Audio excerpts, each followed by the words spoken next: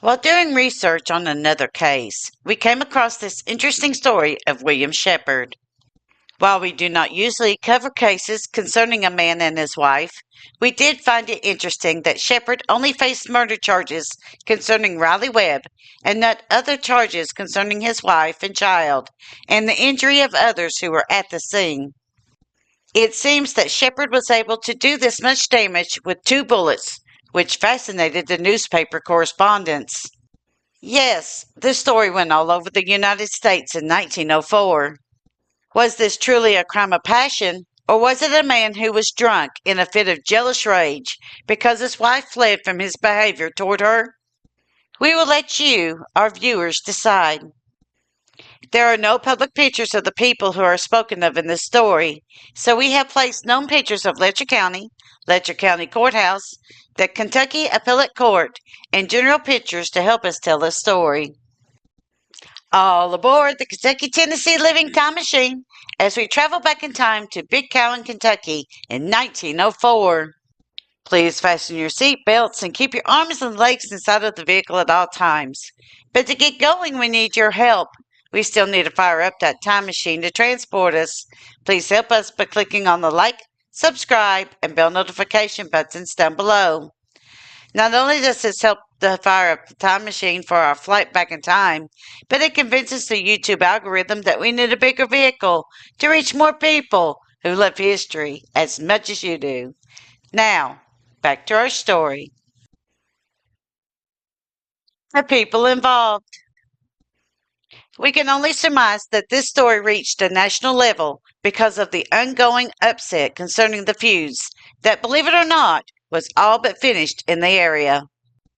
1904 was the year that everything was being wrapped up, with people either going to jail or paying a more severe price for their feuding activities.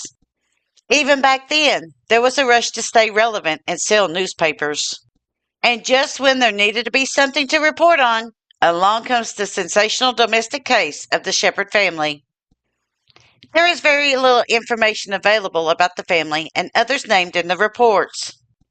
All that is known about the people involved came from the newspaper articles themselves. William Shephard, age 40, and Mary Fields Shephard, William's wife, age 36, both came from Macon, Kentucky.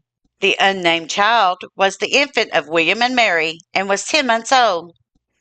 Riley Webb, age 28, was from Collie Creek, who was the teamster for the Fraser brothers. The Courier-Journal states that Webb was from Kingdom Come, Kentucky.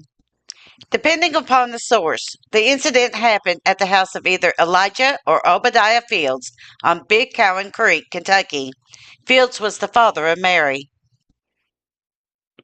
The first articles of the murders. While we do not have an exact date of when the shooting took place, we can surmise that it occurred sometime between December 26th and December 27th of 1903. According to the source, the Hartford Republican, dated January 1st, 1904, we have the following article concerning more details of what happened. The article has been ravaged by time, but we can piece together what the author was trying to convey. Quote, inhuman. Deed of William Shephard of Letcher County. Kills Riley Webb, then fatally wounds his own wife and baby.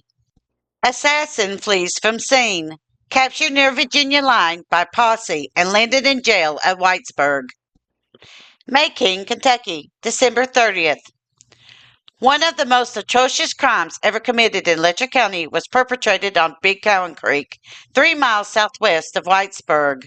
Early this morning, and as a result, 2 persons are dead and a child is dying. Crazed with strong drink, William Shephard, age 40, entered the house of Obadiah Fields, a peaceful farmer of the community, and meeting his own wife, Mary Shephard, began to abuse her over the alleged affection she had been showing for Riley Webb, age 28, of Collie Creek, a teamster for Fraser Brothers. Webb was in Fields' home in an adjoining room. Hearing the abuse of Shephard, he came into the same room. Turning to Webb, Shephard demanded of him to get out, and get quick, as he expressed it. As Webb stepped from the door of the Fields' home, a steel ball from Shephard's pistol pierced his body, entirely severing his spinal cord. Webb fell lifeless to the ground. Shepherd walked back into the Fields home. Without a word, fired a bullet into the back of his wife, Mary Shephard, while she was fleeing from him with her 10-month-old babe in her arms. The ball also passed through the tiny body of the infant, while the wife writhed in her blood, with the little infant hanging between life and death. Shepherd fled toward the Cumberland Mountains, toward Virginia, defying the officers of the law. In a brief time, the news spread to Whitesburg, and, acting under the orders of County Judge James P. Lewis, Deputy Sheriff D.I. Day detailed a posse of men and started in pursuit of Shepherd. After a chase of 10 miles across the mountains, Day and his men ran on Shepherd in an outhouse in the Black Mountains near the Virginia border. Shepherd made but little resistance, and soon he was manacled and was on the way to the Whitesburg jail. All along the 10-mile route to the county jail, cries of, quote, let's lynch him, quote, were heard. On the arrival of the prisoner at Whitesburg at 3 o'clock this afternoon, hundreds of people thronged to the streets of the little town, anxious to get a glimpse of the criminal. Although they were quiet and orderly, it is believed the bulk of them were bent on lynching Shepherd tonight. Unquote. We have a similar version of events found in the Evening Statesman, dated December 28, 1903, with one major difference: that Riley Webb and Mary Shephard were talking to each other, instead of Webb being in a different room from her. The report reads as follows. Quote, killed wife and child, a Kentucky drunkard, is chased by a mob and captured. Lynching is threatened tonight. Macon, Kentucky, December 28th. While crazed from liquor, William Shephard entered his home this morning and without provocation shot and killed Riley Webb, who was standing talking to Mrs. Shephard. He then fired a shot which killed Mrs. Shephard and passed through her body, killing her 10-month-old baby, which she was holding in her arms. Shephard escaped to the mountains, where he was later surrounded by a posse, and after his ammunition was exhausted, was captured. It is rumored that a mob is being formed tonight, and the State Guard has been notified to assemble in readiness to protect the jail. So, here is what is being alleged. 1. That Mary and William did not have a happy marriage. It seems that he was not too kind to his wife, and she carried the brunt of his anger. 2. She left William to stay at her father's home in Big Cowan. 3. There was also a visiting or staying in the house a Riley Webb. 4. That during a Christmas drinking spree, Shepherd got it into his head that his wife was not being faithful. After getting very drunk, Shepherd traveled to his father-in-law's home, where he confronted and shot his wife, Mary Shephard, his 10-month-old child, and Riley Webb. But these three people were not the only victims of this shooting. According to the Mount Vernon Signal, dated February 12, 1904, we find the following. Quote, adjoining counties. Up in Letcher County, recently a man was killed. His wife and 3 children were wounded, and all the work of one bullet. Riley Webb was standing in his front door when Willie Shephard fired at him with a Krag Jorgensen rifle. The steel bullet went through Webb, killing him instantly. The bullet struck a stone door facing, shattering the stone and the pieces wounding Mrs. Webb, her 2 children, and a neighbor's child who was standing near.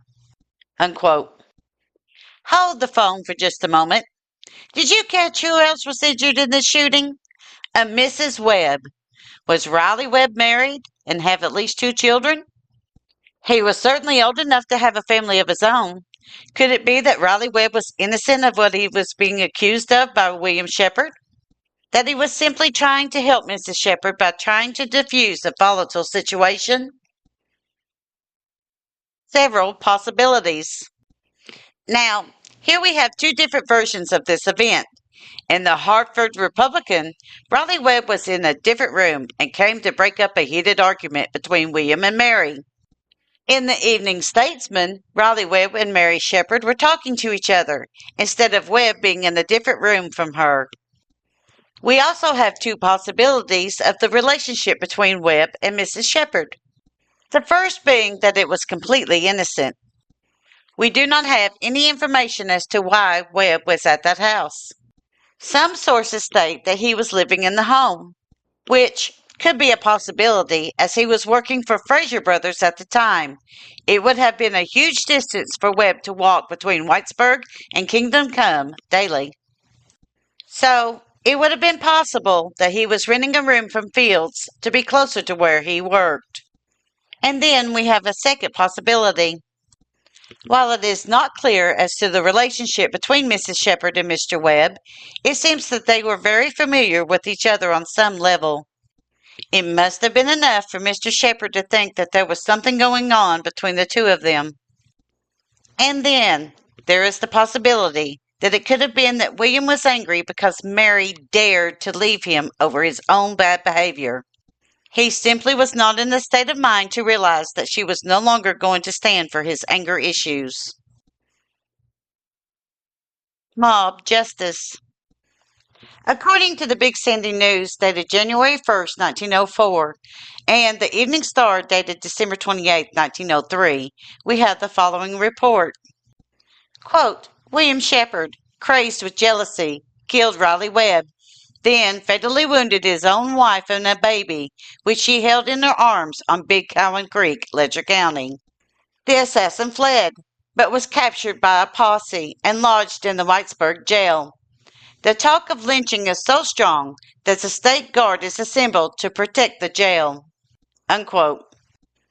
Whether it was because the community felt that Mr. Shephard was not justified in killing Riley and Mary, or because of a 10-month-old child was also killed and several other children were injured, that the citizens of the area felt that they needed to dole out community justice. But either way, the people all along the 10-mile stretch was ready to do mob justice. Evidently, this event was so upsetting that the state guard had to be called upon to safeguard the jail. Now, think about that for just a moment. Domestic violence is nothing new in the Appalachian Mountains. It occurs way too often.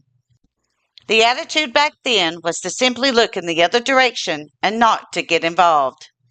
But in cases where the woman was killed, the man was taken to jail, tried, and sent to the pen. End of story. This was one of the first cases that we have seen where there was a call for a mob to take the prisoner by force under these circumstances. This raised our eyebrows, and it is for this reason that we took such an interest in this case. What went unreported that the people back then knew, but we are left without that information. Shephard faces jail time. According to the Big Sandy News, dated February 1904, we have the trial date set for Shephard. Quote, Macon, Kentucky, February 16th. The February term of the Electric Circuit Court convened at Whitesburg yesterday. It will be a busy term. William Shephard will be tried for the murder of Riley Webb. There are two other murder cases on the docket. Unquote.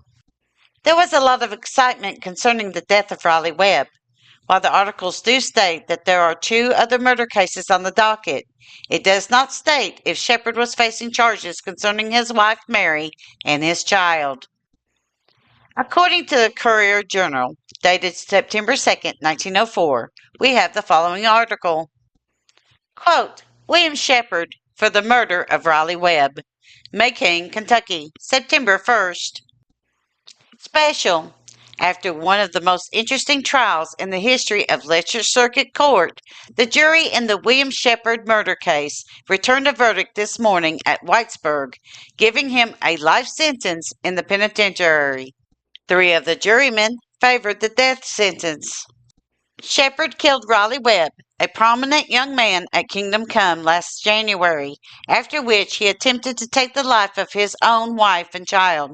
Unquote. While we could not find the actual trial record online, it is interesting that the Courier-Journal does state that the trial was interesting. We are left to wonder what testimonies and evidence were given. And it must have been enough that Shephard did not take this case to the Kentucky Court of Appeals to overturn the verdict. But we find a contradictory report about the sentence that Shephard received. Could a plea bargain have taken place that was not reported about? According to the Big Sandy News, dated September 22nd, 1904, we have the following report. Quote, Macon, Kentucky, September 21st. In the Letcher Circuit Court at Whitesburg, William Shephard was sentenced to 5 years in the penitentiary for the killing of Riley Webb. Unquote. We have no information about William Shephard after this point in history. We do not know if he came back to Letcher County, Kentucky after he spent his time in the pen. We do not know if he ever married again or had other children. We also do not know if he continued his drinking or not. All we know for sure is that he went to the pen and had at least a 5-year sentence for the crime. Perhaps, as time goes forward and more information comes out, we will be able to update everyone about what happened to William Shephard. What do you think? Do you think that William Shephard was justified to shoot and kill Riley Webb and his wife? Do you think that there was something going on between the two people? Or do you think that Riley Webb was at the wrong place at the wrong time and he was simply an innocent victim? Do you think that William Shephard's sentence was justice? Should he have spent more time or less time, in your opinion? Let us know in the comments section down below. Thank you.